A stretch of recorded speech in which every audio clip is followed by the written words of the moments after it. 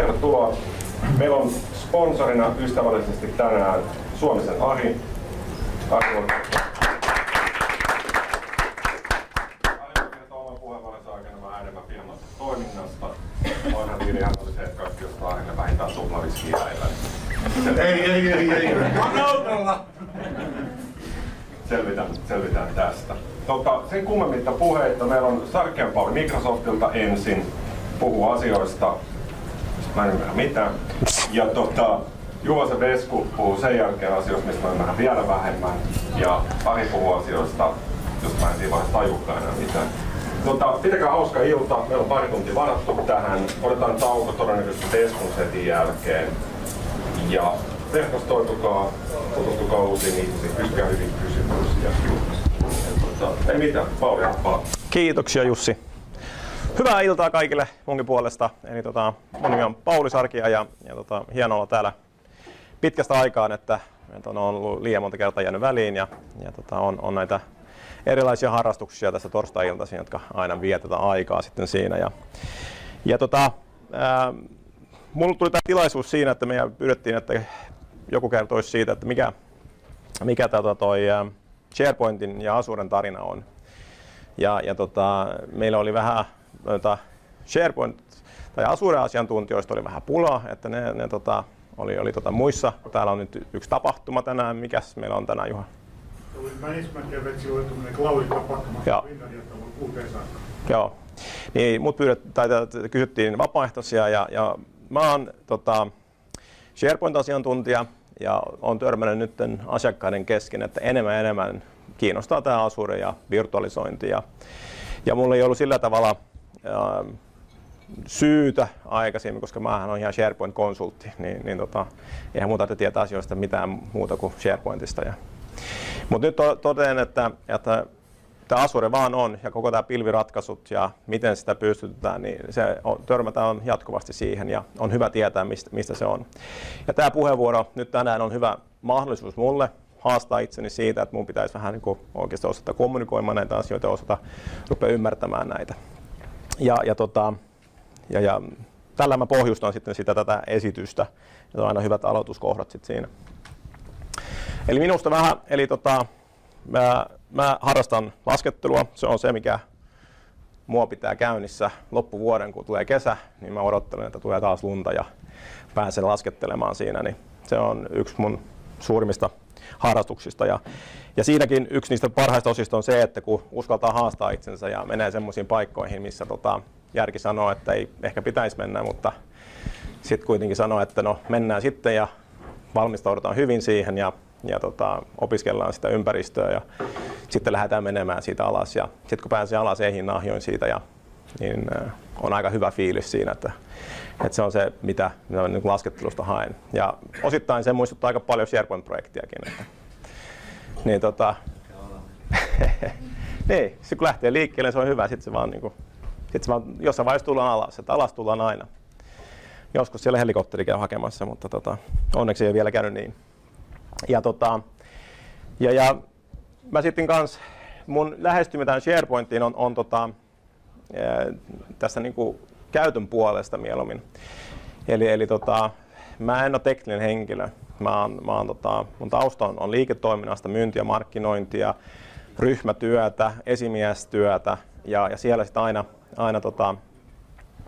ollut haasteena se, että miten jaetaan tietoa, miten raportoidaan ja tämmöistä. Ja sitä kautta sitten pikkuhiljaa tullut tähän IT-alalle ja SharePointiin ja mun menee hirveästi aikaa asiakkaiden kanssa siinä, että mä keskustelen heidän kanssa siitä, että mitä ne tekee siellä SharePointilla, mikä niiden tarkoitus on, millaisia ongelmia niillä on siellä työympäristössä.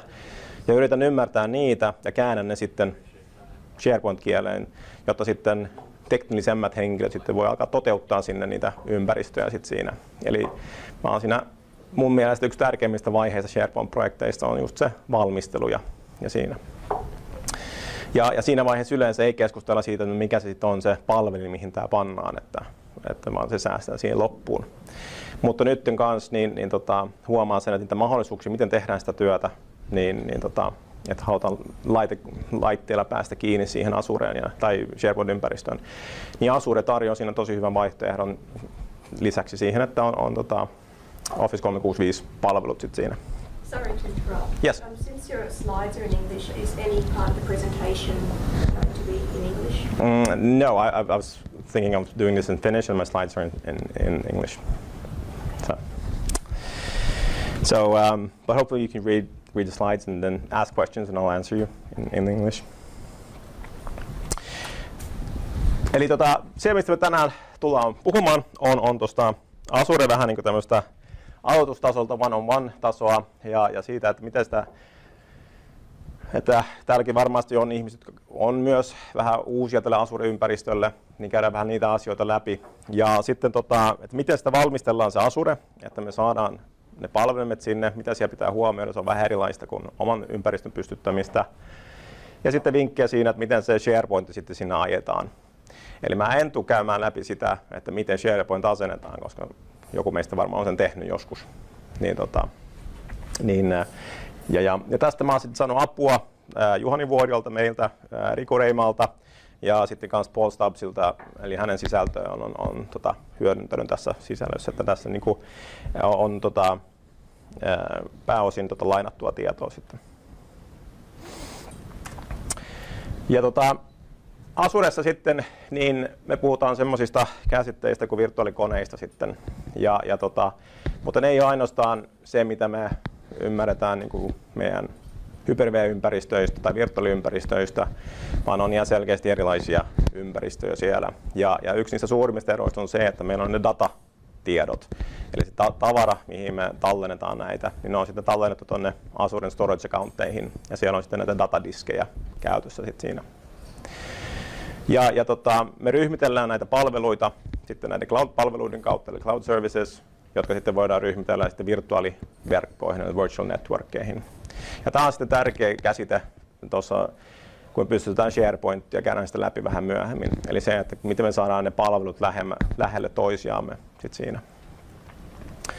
Ja sitten, että miten me päästään kiinni tähän ympäristöön, niin me voidaan sitten yhdistää se ihan VPN-tunneleilla niin omaan ympäristöön, niin että se käytännössä sitten on oma ympäristö meillä. Eli se on niin kuin yhdistetty mielessä omaan verkkoon, että loppukäyttäjän mielestä ne ei ihan varmasti tiedä, missä se kone on sitten loppujen lopuksi. Näistä virtuaalikoneista, mitä me voidaan käyttää, niin näistä oli paljon puhetta silloin puolisen vuotta sitten, ehkä jopa 3-4 kuukautta sittenkin vielä. Että ihmeteltiin, miten ihmeessä sinne saadaan SharePointti. Ainakin mä muistan ekan kerran, kun näin nämä luvut, niin mä olin, että eihän tuohon saa yhtään SharePointtia pystynyt, kun siinäkin haluttaisiin 60 gigatavua ainakin siinä niin kun lähtee liikenteeseen. Ja isoin kone siihen aikaan oli kai tuolla Argemissa, oli 7 gigaa ja näin päin pois. Mutta silloinhan se oli preview-vaiheessa ja me testattiin näitä asioita. Niin nyt sitten kun tämä on julkaistuna, niin nythän siellä on oikein kunnon koneita sitten. Eli tämä A6 ja A7 koneet, niin on erittäin suorituskykyisiä koneita. Ja siinä on paljon muistia, niin että me saadaan pyöritettyä niitä datoja ja SharePointteja sitten siinä. Ja näihin koneisiin liitetään sitten näitä datadiskejä, ja riippuen sitten minkä tyyppisen koneen sitä ottaa sitten siitä, niin me saadaan eri määriä siihen. Eli vaikuttaa sitten siihen, että kuinka paljon dataa mä halutaan sinne SharePointtiin. Niin valitaan siihen sitten sopiva kone sitten siinä. Ja sitten toinen juttu, mikä vaikuttaa tässä näin, on nämä IOPSit, eli minkälaisen suorituskyvyn me halutaan näistä laitteista. Ja sekin sitten pitää huomioida sit siinä. Ja näitä pystyy sitten parantamaan esimerkiksi lisäämällä datadiskejä, niin me saadaan sitten lisää suorituskykyä sit siinä. Ja tämäkin on sitten se mahdollisuus, että kun me suoritustarpeet kasvaa, niin ei tarvitse investoida hirveästi ympäristöön, vaan me voidaan helposti lisätä sinne lisää diskejä ja saada sitä nostettua sitä suorituskykyä sitten siinä.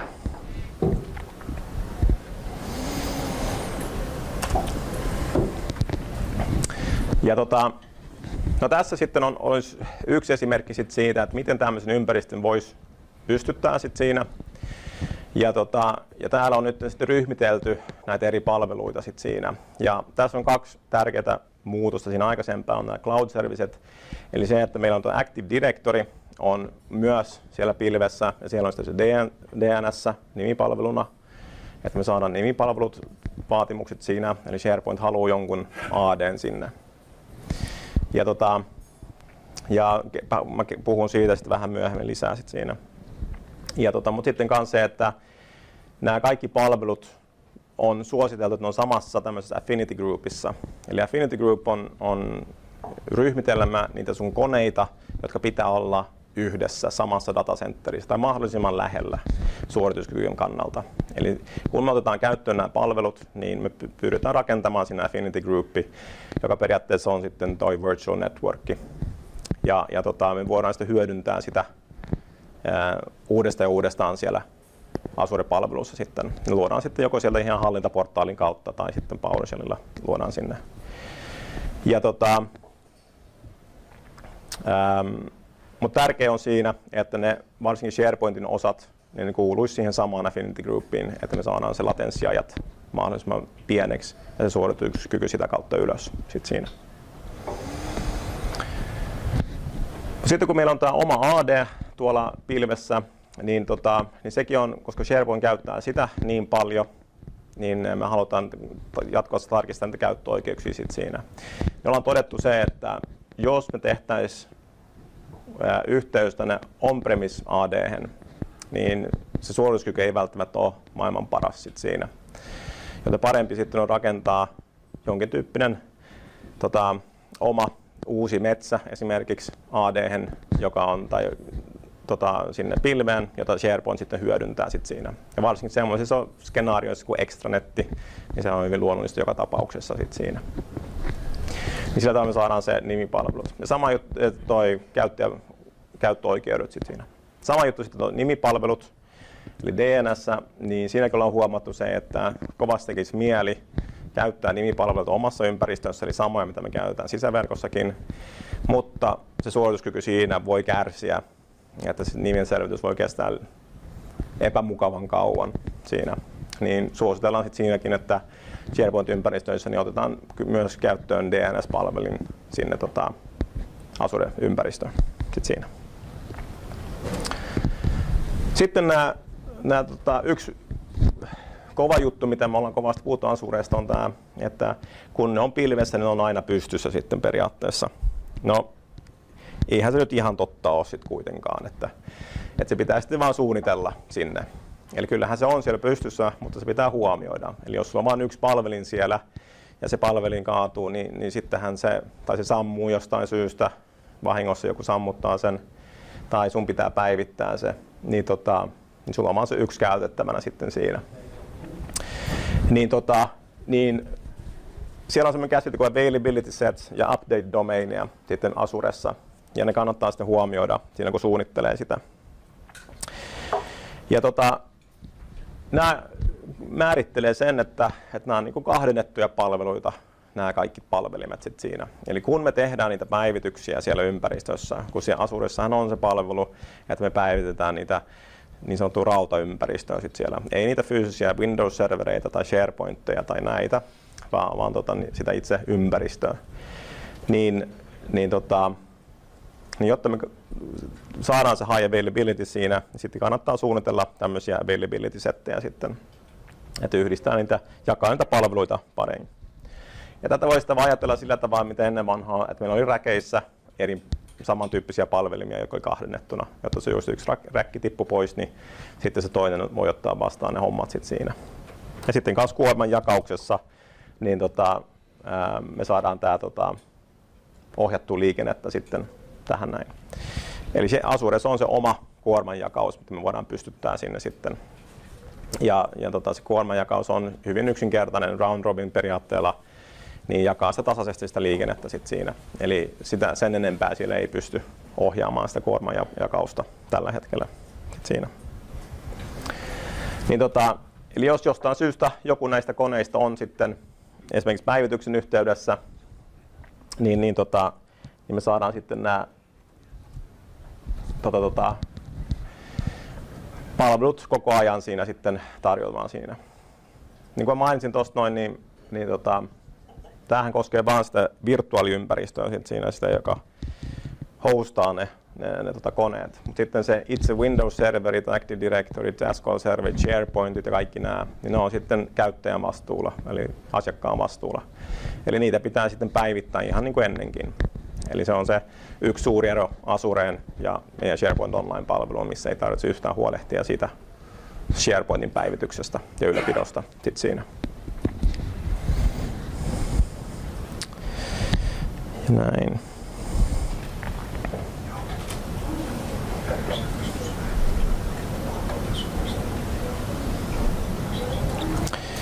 Sitten näistä kovalevyistä eli diskeistä, niin siellä on periaatteessa 3 eri diskityyppiä, joita me käytetään. Yksi on tämä OS Image, eli se, missä sitten se itse käyttöjärjestelmä pyörii, niin niitä voi ostaa ihan vaikkapa Azure-kaupasta, että tarvitaan näin monta SharePointia, näin monta SQL ja näin monta Windows-serveriä. Ja ne on niin kuin sysprepattuja imageita, jotka sitten pitää valmistella omaan ympäristöön siihen ja ottaa käyttöön. Toinen vaihtoehto sitten on lataa niitä omia palvelimia sinne, tai koneita sinne pilveen. Mutta näihin ei suositella tai ei pidäisi tallentaa minkään tyyppistä dataa, vaan siinä on erikseen sitten nämä datadiskit. Ja niistä sitten löytyy nämä niin väliaikaisdiskit, missä me käsitellään erilaista cacheja ja sen tyyppistä niin suorituskyky takia, niin niistä ei pysty sillä tavalla hallinnoimaan, niin ne tulee niin kaupan päälle, mutta sitten on nämä datadiskit ostaa lisäksi siinä, ja niitä voi sitten tallentaa enemmän ja enemmän sit siinä. Ja riippuen sitten minkä tyyppisen koneen ottaa siitä, että onko se pieni vai ekstra iso ja näin päin pois, niin saa eri määrä niitä datadiskia liitettyä sit siinä. Eli jos meillä on yksi virtuaalikone, niin siellä on aina sitten joku diski täällä Windows Azuressa. Ja se, mistä me ollaan aika ylpeitä, on se, että kun asiakas hankkii sinne yhden datadiskin, niin me triplataan se periaatteessa. Eli me otetaan siitä varmuuskopioita sen verran, että kun me tehdään niitä päivityksiä, niin siellä on aina se yksi ylimääräinen. Plus sitten, että se kopioidaan sitten disaster recovery varten toisen Azure Storagen. Ja nämä tapahtuu ihan niin kuin sen palvelun mukana, että tässä ei tarvitse asiakas huolehtia. Mutta siinä on 3-kertainen varmistus tähän sisältöön, näihin datadiskeihin sit siinä. Niin se on aika hyvä juttu sit siinä. Sitten yksi, mikä mua kiinnostaa hirveästi tässä Azuressa, niin on se, että kun tämä on niin kuin samaa teknologiaa kuin mitä me käytetään meidän private cloudissa ja omissa virtuaalikoneissa, esimerkiksi kehitysympäristöissä ja tämmöistä, niin me ollaan mahdollistettu se, että sä ottaa sen saman koneen ja ladata sen sinne Azureen.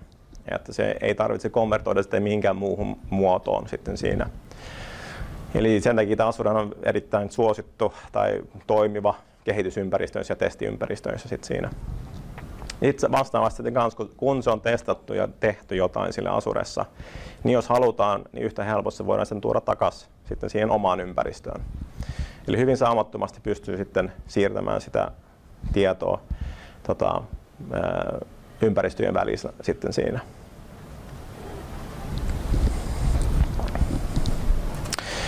Eli just esimerkiksi se, että on jotain omia koneita, mitä me halutaan, niin voidaan sitten siirtää se. Mutta yksi, mikä tässä on tärkeä muistaa, mistä ainakin mä opin sen, että kun mä käytin dynaamisia diskejä mun ympäristössä ja sitten ne ei sitten välttämättä toiminut siinä Azuressa. Eli ne pitää olla fixed disk tyyppisiä koneita tai kovalevyjä sitten. Ja se johtuu vaan siitä, että sillä tavalla, miten Azure tallentaa ne sinne ja varaa sitä tilaa siinä meidän ympäristössä Azuressa sitten siellä. Mutta sitten jossain vaiheessa niin se oma VHD, niin se kopioidaan pilveen ja sieltä sitten liitetään se johonkin sopivaan koneeseen ja otetaan käyttöön sit siinä. Ja se mikä siinä kestää siinä sen uploadissa, niin se riippuu sit siinä sen verkkoyhteyden määrästä tai koosta sitten.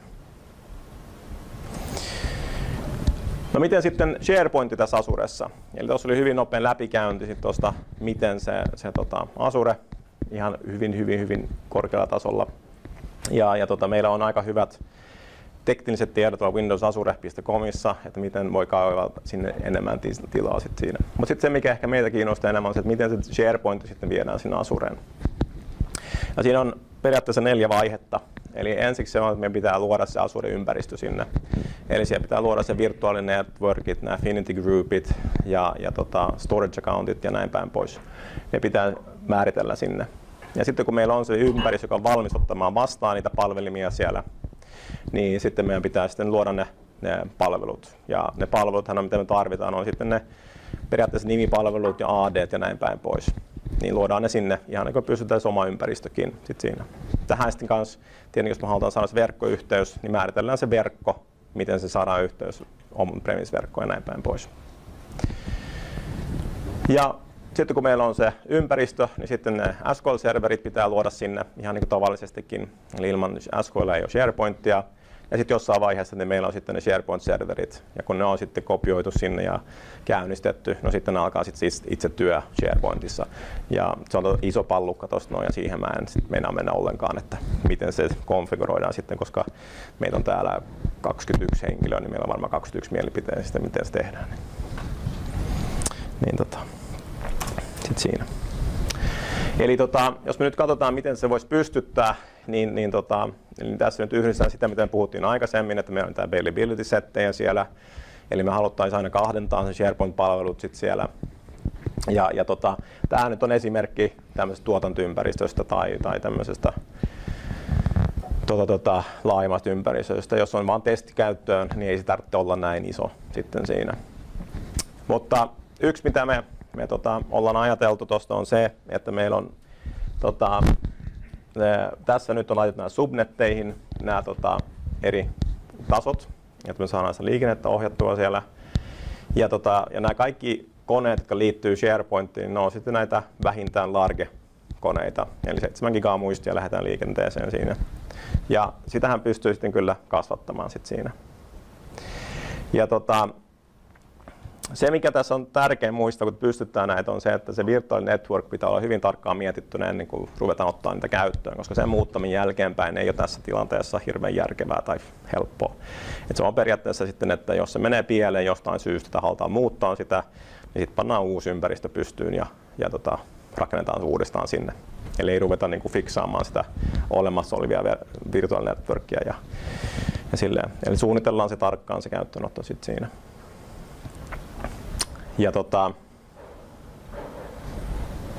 Ja sitten kanssa valmistellaan nämä yhteydet tuonne omaan ympäristöön. Eli onko se sitten jollain VPN-purkilla otetaan se yhteys sit siinä, tai sitten omasta sisäisestä verkosta, mutta me voidaan myös VPN-klientilla Windows-koneesta ottaa niin kuin suoraan yhteys sinne Azure-pilveen sitten konfiguroidaan se sinne. Sitten noin nimipalvelut, eli ne kannattaa konfiguroida sinne. Eli ihan perus Windows Server 2012 nimipalvelut aktivoidaan siellä ja tehdään sitten säännöt, että se toimii yhdessä meidän on-premise-ympäristön kanssa sitten siellä. Ja sama sitten tämä Active Directory, niin otetaan se käyttöön Azuressa, joko pannaan se vaikka vaan uutena metsänä sinne, jos jotain tehdään, tai sitten yhdistetään se on-premiseen siinä. Mutta niin, että se on kuitenkin siinä samassa Affinity Groupissa, missä SharePoint on, jotta me saadaan se suorituskyky ylös siitä. Että ei tarvitse käydä aina hakemassa tuolta on-premisesta niitä käyttäjätietoja ja semmoista. Sitten tietokannoista, niin me haluttaisiin nähdä se, että se SQL-serveri on dedikoitu SharePointilla Azuressa. Eli että se pannaan, että siinä ei ole muita palveluita pyörimässä sit siinä. Eli ja plus, että se on siinä samassa virtuaalinetworkissa. Eli vältetään niitä yhteis-SQLia, missä on monta eri sovellusta ja näin päin pois. Ja sitten sitä suorituskykyä noilla datadiskeillä. Ja niitä saa sitten lisättyä. Jos tulee suorituskykyongelmia, niin lisäämällä storage accountteja. Eli ollaan huomattu se, että on parempi suorituskyky, jos otetaan monta storage accounttia ja niihin kovalevyjä 4 kappaletta, kuin se, että me pannaan yhteen storage accounttiin 4 levyä. Niin se ei ole sama suorituskyky sitten siinä. Ja sitten tämä high availability puoli, eli halutaanko me käyttää klusterointia vai always onia sitten siinä. Niin saadaan se hyvin perustavaraa sitten siinä. No sitten se SharePointti, niin SharePointissa niin aina tämä minimivaatimus olisi toi arkikone, vaikka se on 7 gigaa, ja toi meidän tekninen ohjeistus sanoo jotain muuta, niin suositellaan, että lähdetään liikenteeseen pienellä koneella, koska se hyvä puolihan on se, että me voidaan kasvattaa sitä konetta tarpeen mukaan sit siellä. Niin mutta vähintään toi on käytössä sit siinä. Ja sitten tämän jälkeen, kun me on se pystyssä siellä, niin tässä sitten pitäisi vielä olla se konfigurointipuoli ja se customointipuoli ja kaikki tämä muut, mikä liittyy SharePointiin, niin joka on sitten ihan samalla tavalla kuin se olisi on-premise. Ja sama juttu koskee tätä hallintapuolta. Eli kun nämä on pystytettynä, niin näitä pitää sitten rakastaa yhtä paljon kuin ne omat koneet sitten siellä palvelinhuoneessa. Eli Microsoft ei ylläpidä niitä koneita teidän puolesta. Eli me vaan varmistetaan, että niillä on sähkö, että ne pyörii ja jäähdytysvettä ja tuuletusta ja tämmöistä. Mutta sitten se, mitä ne tekee, niin se on ihan teidän hallussa. Eli teidän pitää muistaa päivittää niitä siellä ja patchata niitä. Ja siihen pitäisi olla se patch-suunnitelma, että miten me saadaan se siinä. Ja siihen liittyvät tietenkin high availability ja kaikki nämä samat hallintamallit, mitä meillä on on-premise. Eli sillä tavalla tämä ei helpotu ollenkaan. Mutta se, että jotain rautajuttuja tapahtuu, niin se ei tarvitse ottaa paineita, että pitää vaihtaa jotain emolevyjä tai jotain tämmöistä, niin me hoidetaan se teidän puolesta. Mutta kaikki tämä muu siinä softaan puolella, niin teidän pitää itse varmistaa sit siellä. Ja sama koskee sitten myös sitä backupia, me otetaan vain backup siitä, että ne virtuaalikoneet on siellä tallessa jossain, mutta ei me oteta backupia sitä sisällöstä millään tavalla. Että se on sitten, jos se tapahtuu jotain, että joku mokaa SharePointissa ja teidän pitää palauttaa joku SharePoint-tietokanta, niin meillä niitä ei ole valitettavasti. Eli ne on sitten ihan teidän omissa hallussa sitten siinä. Ja jotkut teistä, jos on käynyt tuolla Tech Daysissa esimerkiksi kuuntelu Juhani Vuorio, niin hän on tehnyt tämmöisen 10 säännön lista. Mitkä hän on itse kokenut, että ovat erittäin hyviä. Eli se, että aloitetaan niillä virtuaalinetworkeilla, suunnitellaan ne valmiiksi. Eli testataan niitä ennen kuin ruvetaan laittaa niitä koneita siihen, koska sitten kun ne menee pieleen ja siellä on hirveästi koneita, niin ei sitä enää lähdetä rakentamaan uudestaan sit siinä. PowerShell, jopa minä olen opiskellut nyt PowerShellia, niin se on oikeasti aika kiva juttu. Niin se vaan nyt on, se pitää vaan nyt osata. Sit siinä. Storage accounteista, eli niitä on parempi olla monta. Ja sitten on näitä muita, mutta sitten toi viimeinen, eli se mitä tänään on tarjolla, niin se voi olla erilainen tarjonta sitten huomenna. Eli se, että ei jää miettimään sitä, että millainen tämä Azure nyt on tällä hetkellä ja tee päätöksiä puhtaasti sen perusteella, vaan ottaa selvää, että millaisia suunnitelmia on tulossa Azureen, mitä palveluja se tarjotaan, miten se kehittyy niin huomioi ne siinä suunnittelussa sit siinä. Ja Vesku tulee puhumaan tästä vähän enemmän, mutta tässä on esimerkiksi se, että be cloud ready.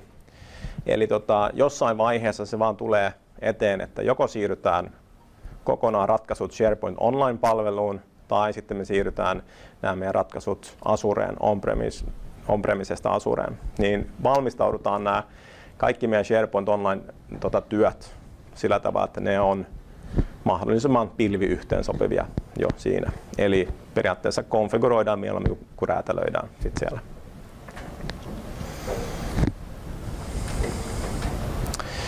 Ja sitten on myös vähän tämmöisiä, eli yksi tuo keskimmäinen on ehkä se, mikä mua ainakin yllätti. Piti vähän tehdä matkalaskuja. Kun siellähän on se kuukausivelotus sit siellä, ja se on aika houkuttelevaa, kun te saatte MSDN:n kautta, te saatte tämmöisen testitilin siellä, se on tosi kiva.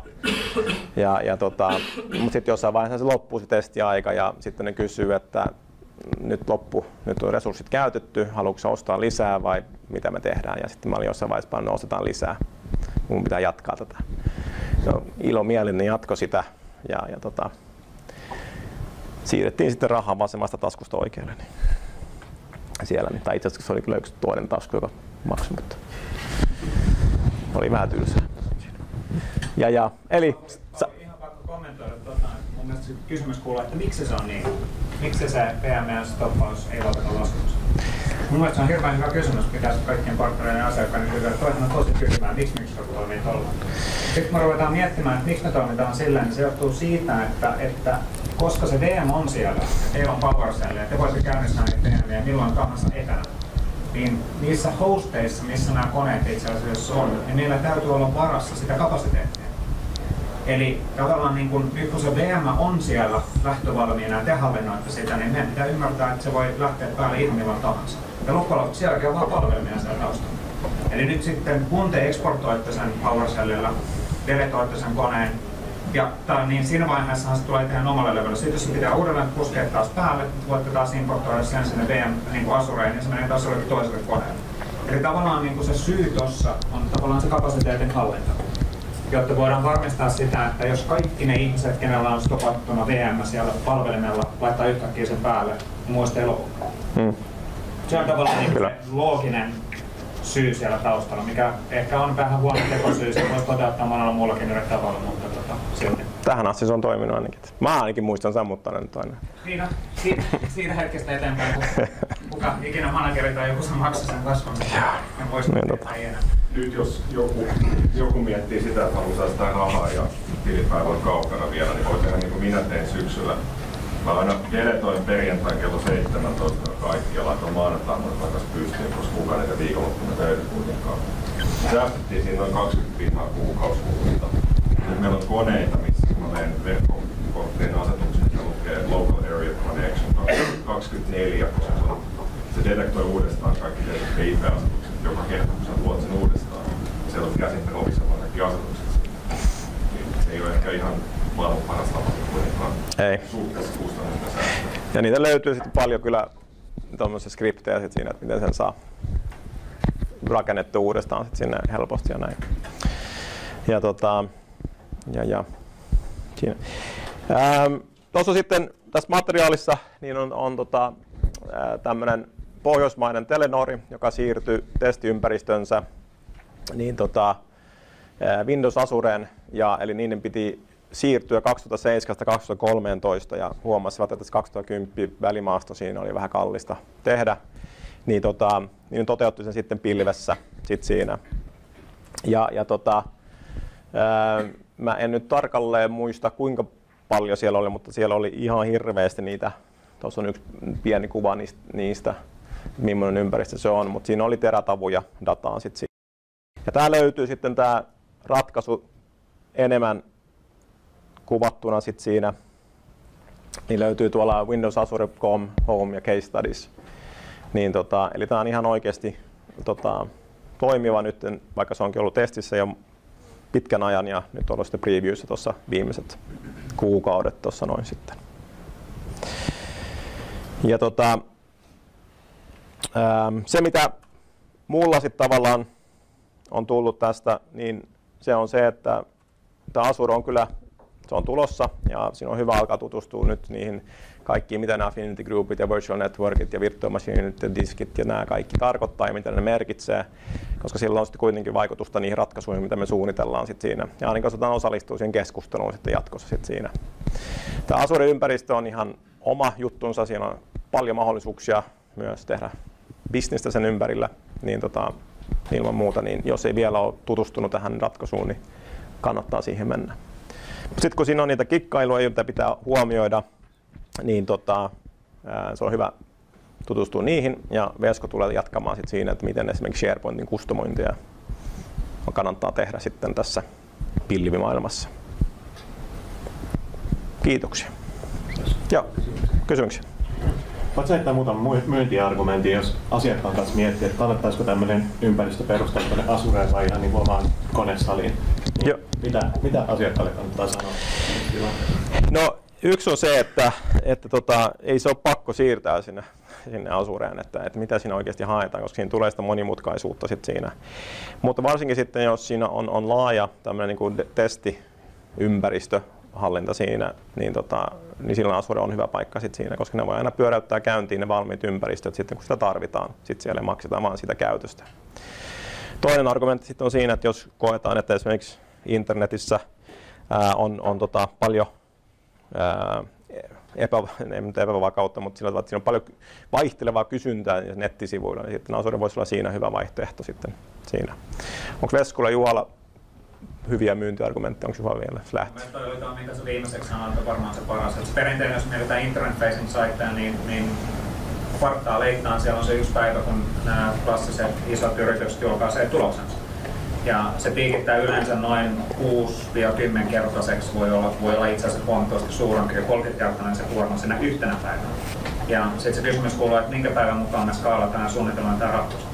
Ja tavallaan nyt se, niin se holy grail on niin tässä kapasiteetin hallinnassahan on se, että meillä olisi juuri niin paljon kapasiteettia kuin tarvitsee.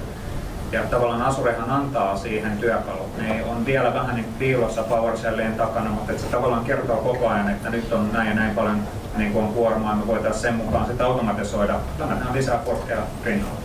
SharePointin osalta se on vielä vähän ehkä hankalampaa tietysti, kun miettii taas perinteistä Azure-ratkaisua, koska SharePoint on aika monimutkainen veto, niin kuin me monet tiedämme. Siinä mielessä se ei ole ihan ehkä niin simppeliä, mutta papereilla ja PowerPointilla se toimii äärimmäisen hyvin. Joo.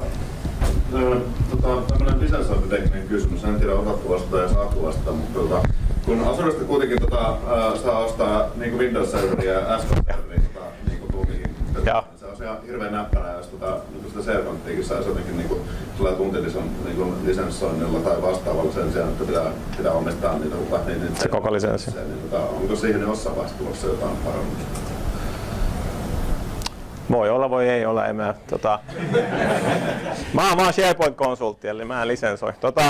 Joo, siis kyllähän se olisi näppärää, mutta sitten, niin. Kyllä luulen, että kaikkia noita katsotaan, mutta se on nyt se, että SharePoint, jos mietitään SQL-serveria ja SharePointia, niin SQL-serveri on hyvin kypsä, niin kuin varmaan 7. version tuote. SharePoint on käytännössä 3. version tuote tässä vaiheessa. Eli me ollaan vielä aika kaukana siitä, että se olisi ihan sama yhtä kypsä tuote taas kuin SQL-server tai Exchange tai Lync. Käyttöastekin on tavallaan vähän erilainen. Et SharePointissa tai Lyncissa tai Exchangeissa mietitään enemmän niin käyttäjäkohtaisesti ja SQL-serverissa se on taas niin kuorma. Niin ja sitten se SharePointin käyttökin on ehkä erilaista kuin, että se ei niin kuin sinänsä ole valmis tekemään mitään, vaan tähän pitää aina jollain tavalla räätälöidä. Niin se, että sä paat sen 8 tunniksi pystyyn, niin sun menee 3 kuukautta räätälöintiin siihen. Niin se, mutta ehkä STAP-mallin kautta niin vaikuttaa sitten siihen, että me saadaan ne sitä. Jos se on SharePoint Online ja Office 360 niin koko ajan, niin miksei kyllähän se kypsää? Kyllä se, kypsä. Mielipidekysymykseen. Totta kai riippuu mitä täällä onko meillä asiakkaat vaikka noin.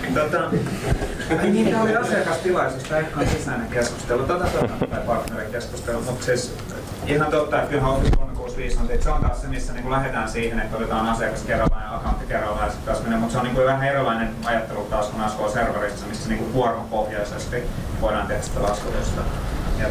Mutta kyllä varmasti tulee enemmän näitä, tai joustavampia laskutusmalleja tulee ja nopeampaa sykliä. Koska kyllähän se pilvipalveluiden lupaus on just se, että voidaan sitä kuormaa myös, on se käyttäjä ja on se tehoja, voidaan laskea ja nostaa ja kustannukset menisivät sen mukaan. Joo. Ja miettii mitä on tapahtunut ihan 2-3 vuodessa. Niin Puintia laskea kyllä on eteenpäin. Mutta hyvä pointti kyllä.